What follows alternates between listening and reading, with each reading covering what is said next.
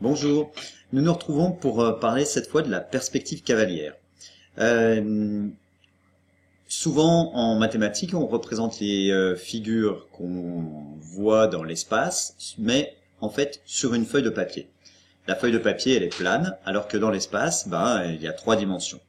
Pour arriver à rendre cette notion d'espace et de profondeur, de hauteur, eh bien on utilise quelques procédés qu'on va voir ici. Tu peux voir deux figures en perspective cavalière. Celle-ci, la première qui est à gauche, doit te rappeler quelque chose. C'est le patron d'un parallélépipède rectangle, d'accord? Là, ici, là. Et celle qui est à droite, eh bien, c'est tout simplement un cube. Hein. Alors, il y a quand même quelques petites règles à suivre pour représenter des figures comme ceci. Alors, la première, c'est que si deux arêtes sont parallèles, elles doivent rester parallèles sur ton dessin. Là, sur le cube, cette arête-là est parallèle à cette arête-ci. Elle est parallèle aussi à celle-ci.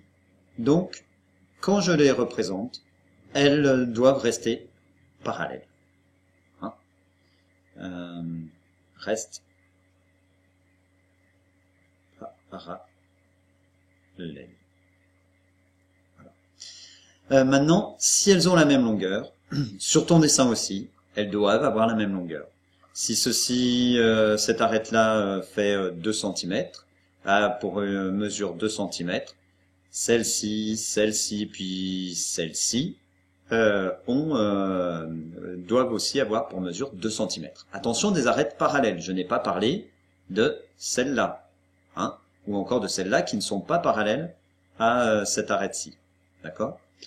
Donc, elles restent de même longueur.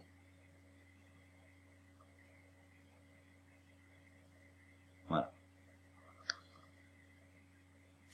Maintenant, si un point est au milieu d'un segment, eh bien, tu le représentes aussi au milieu d'un segment. Donc, si ici j'ai ce point-là qui est le milieu, je l'ai pas bien mis au milieu là, hein, mais ce point-là qui est le milieu de ce segment, ça veut dire que sur mon vrai parallélépipède, il est au milieu. Là, pareil, si je représente un point ici qui est au milieu, eh bien, il est aussi au milieu.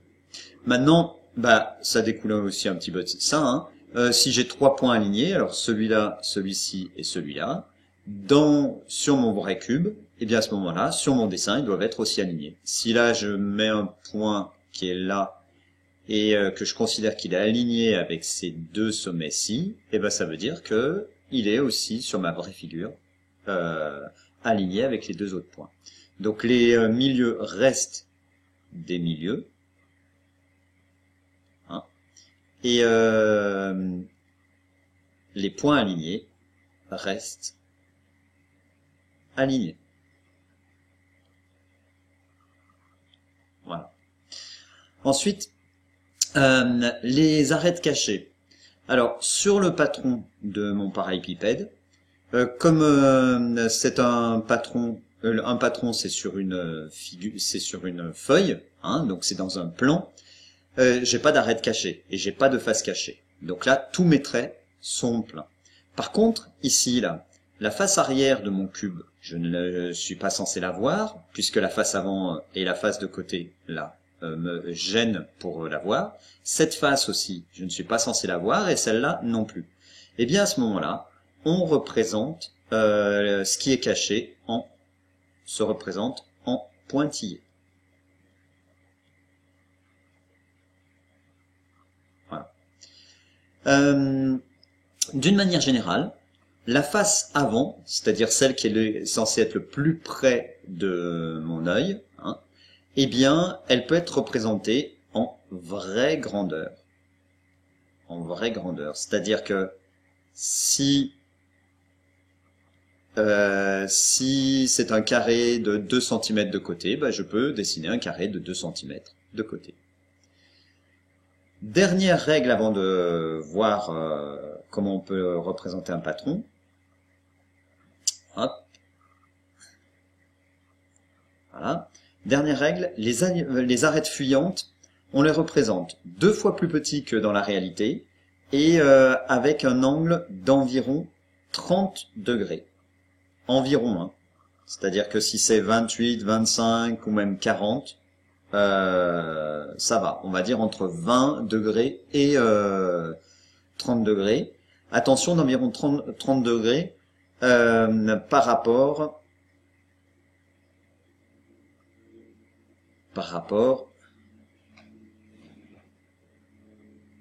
à une arête perpendiculaire qui lui est perpendiculaire.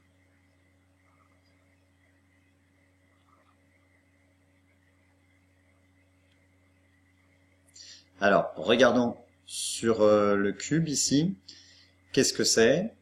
Eh bien, regarde, cette arête-là, c'est ce qu'on appelle une arête fuyante. Celle-ci aussi. L'angle avec cette arête-ci qui est perpendiculaire doit former 30, doit être égal à 30 degrés. Voilà. Sur ce schéma ici, eh bien là, je dois avoir aussi 30 degrés. Voilà. Alors, on va passer à un exemple, justement. On va tracer un parallélépipède en perspective en suivant toutes les étapes qui sont indiquées ici. Alors, attention, eh bien, on va commencer.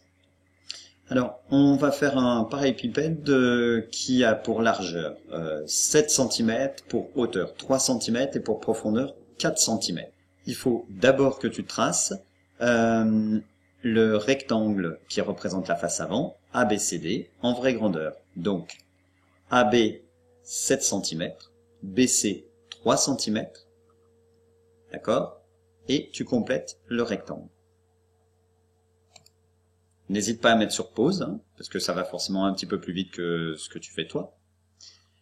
Et maintenant, on va tracer les fuyantes. Qu'est-ce que c'est que les fuyantes? On a 3 fuyantes à tracer. Ce sont les arêtes qui partent, qui fuient le plan ABCD, qui vont derrière. Donc il y en a une là, une ici, d'accord? Et puis une quatrième qui sera là. Comment on va les tracer? On a dit qu'il fallait faire un angle de 30 degrés avec cette horizontale là. Et comme c'est la profondeur et que ça fait 4 cm, on a dit environ 2 fois moins. Donc on va faire 2 cm comme ça. Pareil ici, par rapport à cette droite, 30 degrés et 2 cm par là. Même chose ici, 30 degrés, 2 cm, 30 degrés, 2 cm. Regarde et fais-le en même temps. Donc voilà, 2 cm, 30 degrés et puis 2 cm, 30 degrés et puis 2 cm, et là aussi 30 degrés et 2 cm. Maintenant qu'on a tracé cela, on va tracer bien la face arrière qui est de la même taille que la face avant. On va simplement tracer ce rectangle, hein, E, F, G, H. Allez, fais-le aussi.